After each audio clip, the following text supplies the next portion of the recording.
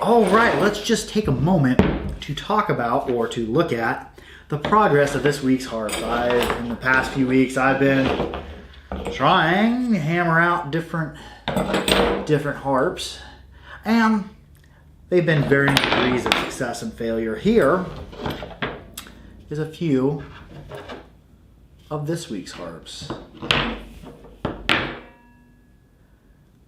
Also, we have this harp here, which I bent on the diagonal. Let's go ahead and let's get a close look at them. Here we have this week's progression on the harp. If we take a look, much more even and tighter gaps. Here we have a trigger that's kind of a halfway between bent and looped. I just looped it back around and mashed it on there. It doesn't play bad. It plays a little bit smoother than a regular bent trigger does. This is that same twisted design. I still have a few of the twisted ones left that I do want to get reeds in them, and it's helping me with the way I do my reeds. And better crimp on this one. I didn't cut nearly as deep on some of the older ones. Let's just take a look at the first one. I cut way too deep. That's hard to crimp. Here's a much shallower of a cut. And this one, out of the several that I did this week, the 4 that I did this week, I went ahead and I ground a knife blade edge on both sides. This is the spring steel, the blue tempered spring steel. Here's another one of the blue tempered spring steel. Not nearly as even, but it does play all right. I went ahead and I did cut in my reeds differently. If you notice, this is a very shallow cut. And on this reed, I only ground one side and then I left the back side pretty much flat. And it does impart a different sound to it. I tried to do a spiral trigger. Didn't exactly succeed. That's what I came up with. But it doesn't play horribly. And if you look at this channel that I cut in, and I did the other one in the same way. I actually did this one a little bit better. I cut in my channel and I ground an angle on both sides, or on one side in both directions on my reed, and then I tried to match the undercut of my angle there, and the reed is very firmly mounted in there. As Andre from the Vibe Forge channel suggested or said that some people, especially where he's at, that's the way they do them, and that is a much easier way to cut in a reed and a much better fit than to cut basically halfway or a third of the way through the frame. Just cut the depth of the reed. So I do like that. This one I did make, the gaps are pretty dang tight and even for the most part, but I did make a mistake when I went to heat up and bend my reed. I bent it too far back. Well, that was contacting my friend, like, oh, I'll just grind a little bit of that off. Well, I ground a little bit and ground a little bit more, and it didn't work, so I went ahead and straightened it back out and re-bent it, but it doesn't play horribly either. I think I'm losing just a little bit of volume where that's ground back there. Then we have this other one here. This is a little bit different of an animal. This is bent. It's one of the harps that I bent on a diagonal. There's pretty decent crimp. Did have one problem with this harp. It's either a problem or an experiment, one of the two. I got the new spring steel and I ordered a 8-inch by 24-inch sheet of .025 spring steel, and it was supposed to be tempered spring steel, already in the spring state. Well, what got ordered, this is annealed spring steel. It was extremely easy to work. I noticed immediately when I went to shear off this reed that when I went to shear it off, it cut like butter. When I ground it, it ground like butter. Well, what the thing is, watch this. This is annealed. You cannot do this with tempered spring steel. It made it very easy to work. I could actually bend this cold.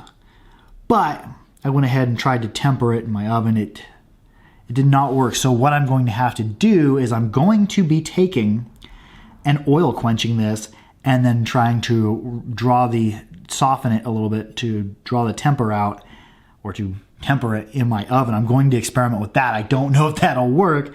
If not, the machine shop that ordered it for me, they said, oh, well, we'll trade you out some of this other blue tempered spring steel if I can't make this work. And I don't know, I don't have much faith for it working. I've never oil quenched anything. They said I could quench in water, but I think oil will quench a bit more evenly. So I got some canola oil, which is the cheapest oil I could find that's food safe, and I'm going to go ahead and try to quench that, and then we'll try to temper this and see how that turns out. But other than that, the harp didn't turn out horribly. This looks like a harp that somebody made. But that's going to be an interesting experiment. Oh, another thing that I learned is on my other harps, if you've noticed, a lot of them, the reeds, the gaps aren't as even. Well, that is because what was happening is I would bend up a jaw harp and then I would cut out what I thought would be the correct angle for a reed. Well, that doesn't work very well. That's like building a house and then building whatever size roof you want and trying to make that work on top of the house like a hat. Not a great comparison, but why cut out a random size of reed and then try to make your harp conform to that? That doesn't make much sense. So what I do now is I'll take a measurement of what I want the length I want my trigger. And then I'll take a measurement with a pair of calipers on the inside there and see what my width is here. I'll mark that down on a piece of metal. I'll take a measurement at the back side of my embouchure, what the width I want it to be. I'll mark that down on a piece of metal and shear it at that angle so that the angle that my reed is reducing more closely matches the gaps on my embouchures. And I had to do less tweaking around and evening back up on these harps than I have ever before. So that's going to be my progression. And I'm an idiot. Like, you can't make a harp and then just try to make it conform to whatever size of reed. It doesn't make much sense. But that's the progression these harps are going through. And be on the lookout for my oil tempering quench. It's either going to be a success or a fail or somewhere in between, but I don't exactly know. Let's go ahead and let's get an ear on these harps, compare them to some of the sounds of the older harps, and also compare them to a few others. Here is, out of the three, here is my favorite harp of this week. It is the one that has almost perpendicular trigger that's looped, but it's a sort of smashed loop. What I was trying to do was to emulate the teardrop-shaped trigger of a Tatarstan, which I really like that trigger style. But it's more of a just smash. Let's go ahead and give a listen on it.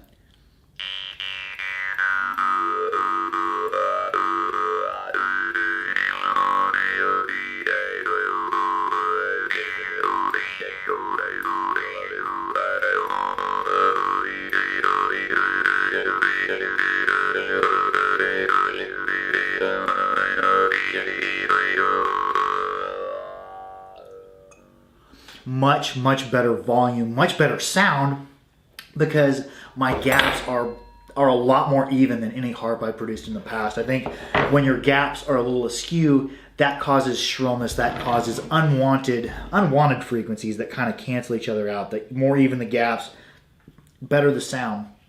And this is one that's ground on both sides. I have an angle going both ways, just like I have on the rest of my harps. These other two I'll be showing you, it's flat on one side and ground on the other. Here is the harp where I made the mistake on the trigger. Big loop trigger, and I bent it and tried to grind it down. Didn't work, so I lost a little bit of the output of the end of my embouchure. And this is a harp that's ground on one side.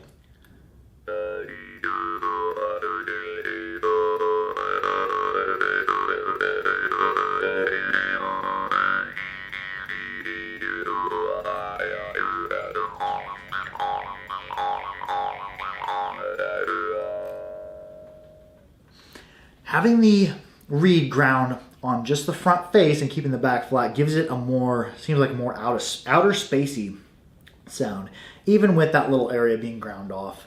The reed there, I lost a little bit of output, but it's not bad. It's not as loud as this one is. Let's give a try at my other attempt for this week. I've got so many similar looking harps. There we go. Here's the one with the short little trigger.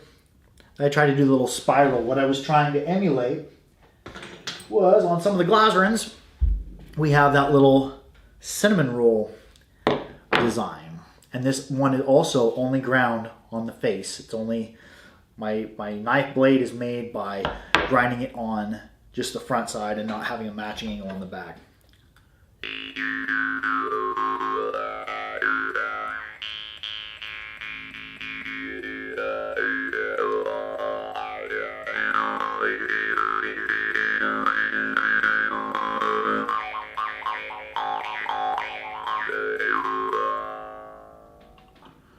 Not bad output out of that one, but not quite as breathy. I think having your reeds ground on both sides makes for a little bit more breathy of a harp. And this one is not quite perfectly even bent. Let's go ahead and compare those two. Here are the others, starting with my first harp. Not nearly the output, especially with my favorite harp I made this week. Much louder, better sound. There's the mistaken harp that I made a few weeks ago with the trigger that sticks out way too far. I very, very much dislike that. Ew.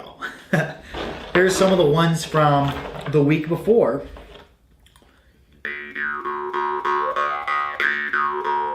That is a bandsaw blade. This is also a bandsaw blade.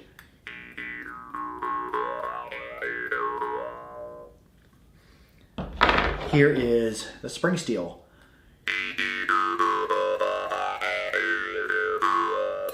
And this is the one where the trigger broke as I was bending it. It was just a bent trigger. Pretty loud. I don't think that one's as loud as this week's. Let's go ahead and give it a compare. Last week's.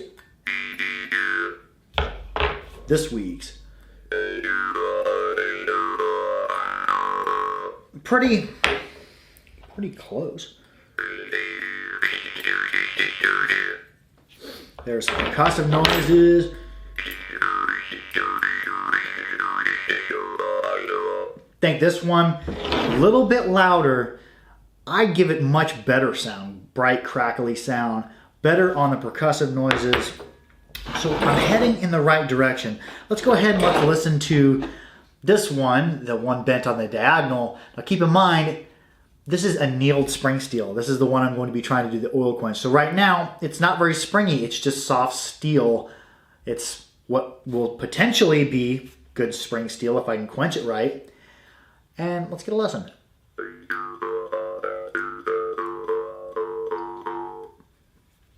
I think that if this quench goes all right, I think I might get good sound out of it. But what I think is going to happen when I try to quench this reed just by itself, it's going to quench unevenly, and it's going to warp, and my frame's going to warp, and I'm going to do a whole lot of tweaking around on this to fix it, and then temper it as well to draw the hardness down, because after the quench I think it's going to be hard. Then I'll have to temper it, and I think it's going to be a fail, but I'm not going to pass up on the opportunity to learn something. Well, that's going to be it for, I'm just running out of titles. Like, share, subscribe for more harpery. Harp out.